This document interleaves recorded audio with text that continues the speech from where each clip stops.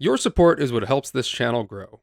Please consider becoming a YouTube member to keep this channel alive and thriving.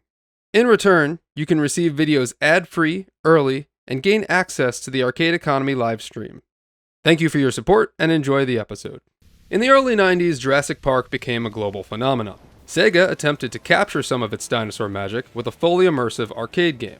So buckle up and hold on to your butts, because we're going for a ride through Jurassic Park. Hold on to your butts. What's up, everybody, and welcome back to another episode of Arcade Economy, the show where we put arcade games on trial to see just how much they would have cost to beat at the time of their release. In my last episode, we took a look at Sega's 1996 horror classic, The House of the Dead. Today, we're sticking with the rail shooter genre and entering the Ford Explorer for 1994's Jurassic Park. Did this arcade game live up to the hype started by the movie? Let's find out.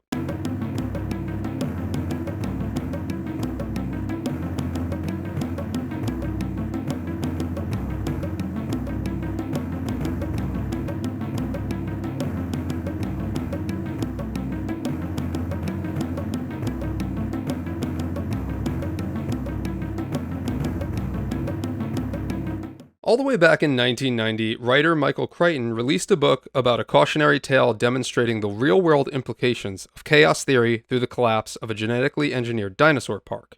It would quickly become a bestseller and Crichton's signature novel. Not long after, Jurassic Park would capture the eye of Hollywood director Steven Spielberg to be adapted into a blockbuster movie of the same name. You may have heard of it. Jurassic Park released in theaters in June 1993 and would go on to become the highest-grossing movie at the time, creating a worldwide cultural phenomenon and a franchise to follow. Naturally, the video game industry wanted a piece of the IP.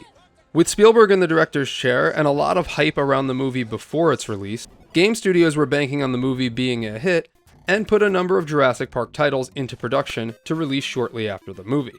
Ocean Software gave us 3 distinct takes on Jurassic Park, each optimized for Nintendo consoles NES, Game Boy, and SNES. While Sega, who was giving Nintendo a run for its money at the time, attempted to go even bigger, churning out 4 distinct versions of Jurassic Park across 5 different platforms. In July of '93, Sega released Jurassic Park for the Game Gear and the Master System, and a Genesis game developed by Blue Sky would follow a month later. Many consider the SNES or Genesis version to be the best of the original Jurassic Park games. And well, it is pretty cool that you can play as a raptor in the Genesis version. In early 1994, Sega released a point-and-click Jurassic Park game for the Sega CD, which, well, I don't think we really need to talk too much about. Later in '94, Sega unleashed their own beast onto the arcade scene, an immersive shooter that dropped you right into the dino-infested Isla Nublar. Under the direction of developers Juro Watari and Kenji Kano, Sega was gunning for a piece of the rising rail shooter pie that was growing in popularity thanks to games like Terminator 2 and Lethal Enforcers. And well, they did a pretty good job because this game was hard to miss. Players would climb into a cabinet that was made to look like the Ford Explorer tour vehicles from the movie, and once inside, you'd grab a hefty joystick and shoot to obliterate anything that moved to protect your ride. The thing that made this game truly eye-catching was that the seat wasn't static.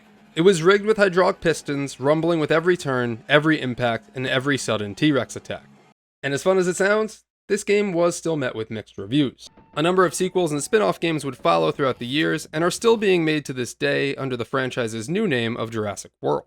For the arcade scene, Sega would release The Lost World Jurassic Park in 1997 to follow the movie sequel's release. Sega opted again for a rail shooter in a seated cabinet, but removed the moving seats this time around. There was a special edition that got released in Japan that did feature the moving seats on a much larger screen. The Lost World arcade game is not only thought to be the best of all the Jurassic Park arcade games, but one of the best rail shooters of all time.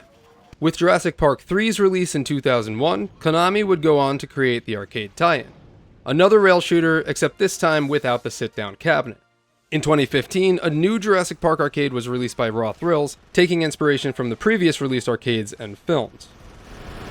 When it comes to the Jurassic Park 1994 arcade game's storyline, there's not really much story to go around, and to be perfectly honest, there doesn't really need to be.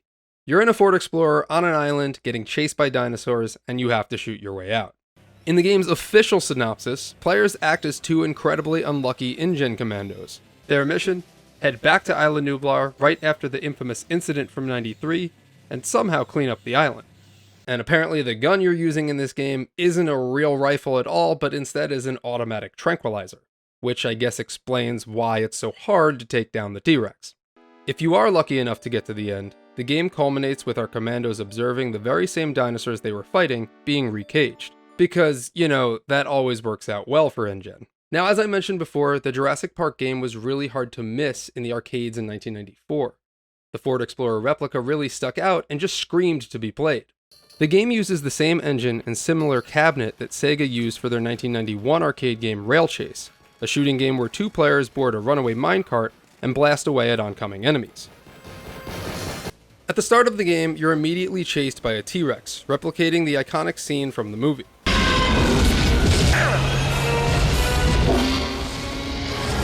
The game is broken up into 4 areas, the first being mostly plains, the second is more mountainous, the third being a volcano, and the fourth being the visitor center. Throughout the game, you'll shoot your way through both carnivorous dinosaurs looking to attack you, and territorial herbivores that get in your way. There are also environmental hazards riddled throughout the island that you need to keep an eye out for. Things like falling boulders, rocks that block your path, and broken fences must be destroyed to clear a path for your vehicle. There are a total of 9 prehistoric creatures in the game, and they include Tyrannosaurus, Velociraptor, Dilophosaurus, Gallimimus, Brachiosaurus, Ankylosaurus, Triceratops, Ichthyosaurs, and Pterosaurs. The gameplay does get a little repetitive since there's no reloading of your weapon or weapon upgrades. What really makes this game enjoyable is the gimmick of the moving seat that's made to look like the back of the Ford Explorer. And without it, it does feel a little bit bland. This added a new level of immersion to arcade games, making it more of like a playable ride. Now, most dinosaurs and projectiles can be shot and eliminated before they hit you to deal damage.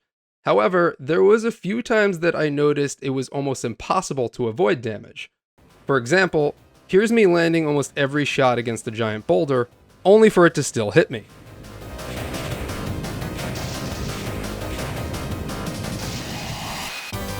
This becomes especially apparent in the game's boss battles. There's really only 2 boss battles, one against a T-Rex and another against 2 T-Rexes. And I definitely noticed the game cheating in both of these fights. The game's intro fight against the T-Rex tells players to shoot at the head. But when it comes time to fight the T-Rex the second time, it doesn't really give you a clear indication of where to shoot. Shooting at the head appears to do some damage, but it also appears that shooting at its eye might be its real weak spot. To me, it kind of felt like you can't do anything to stagger the T-Rex, and you'll get hit no matter what. Just take a look at some of my gameplay. Seriously, what am I supposed to do here in this situation?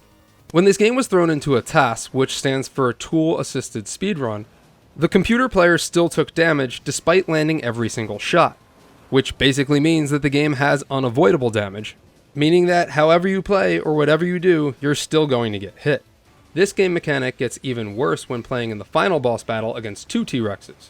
Not only was I unable to prevent them from hitting me despite landing almost every shot, but there were some moments when I was landing a bunch of shots, the T-Rex was blinking, and its health meter didn't budge at all. Talk about being completely unfair. Overall, this game was meh for me. I'm sure the gimmick of sitting in the moving seat is more enjoyable and immersive, but without it, it's just kind of okay. And now, it's time to answer the question, how much did I spend to beat Jurassic Park, the 1994 arcade game? As per usual, I played this game on an arcade emulator and set up a counter to increase every time I hit the insert coin button. For a little bit more immersion, I did play this game using my Sinden light gun. Now, I play these games on their default settings, so for Jurassic Park, that means medium difficulty, and every play was 25 cents. However, during the time this came out in 1994, I do feel like this game was mostly 50 cents at most arcades, so I am making an exception for this, and I'm going to use that metric. This game is extremely short, taking me only 16 minutes and 30 seconds to beat. At the end, my grand total came to $4.50, so not really too awful. Now, in 1994, $4.50 would feel like spending $9.83 in today's money. I don't think practice would make me much better at this game since there is no reloading and there is unlimited ammo. I kind of feel like this was the base pay for beating this game, although I'm sure I could beat it with less money if I had a second player helping me out. My total cost per minute for this game was 27 cents, and for the bosses, I spent $1 on each of the T-Rex boss fights, bringing my boss total to $2. And now, let's bust out the Predatory game scale to determine just how predatory this game was in stealing your money. The overall cost to beat this game wasn't very high, even adjusted for inflation. 27 cents per minute isn't too bad, but it also isn't extremely low either. The game definitely cheats. Unavoidable damage is a big one. So even though this game didn't take a ton of my money, it's still clearly unfair. Regardless of how you play, you're still going to spend money and take damage. For punitive game mechanics, I wouldn't consider them significant, but I also wouldn't consider them mild. The game mechanics in this game are just kind of brainless and there. The one more try appeal, considering this game had a seat that moved in the arcade, I did give this game a pity point here. I think without it, the game becomes a lot less enjoyable. But like I said, this game's more of a playable ride than it is just a rail shooter. And then finally, value for money. Did this game give good value? I think if you're sitting in the seat, maybe yes, but in my opinion, not really. It wasn't frustrating, but it wasn't great either. With all this being considered, throwing this into the Predatory games scale equation, Jurassic Park, the 1994 arcade, received a 7 out of 10. Sure, it didn't cost much, but cost is just one of the factors we're looking at when determining the Predatory score of each game. And unfortunately for Jurassic Park, that $4.50 may have been better used on something else with less cheap shots and better value. Next time on Arcade Economy, I'm taking to the skies and playing through the Superman arcade game, so I hope to see you on that video. If you enjoyed this video, it would mean a great deal to me if you could give it a big thumbs up. And please consider supporting the channel through YouTube memberships or Patreon. You'll get all of the videos ad-free and a day early, plus you'll get exclusive access to the Arcade Economy livestream and my Arcade Economy datasheet. Until next time, thank you for your support, and I hope you join me on my next video.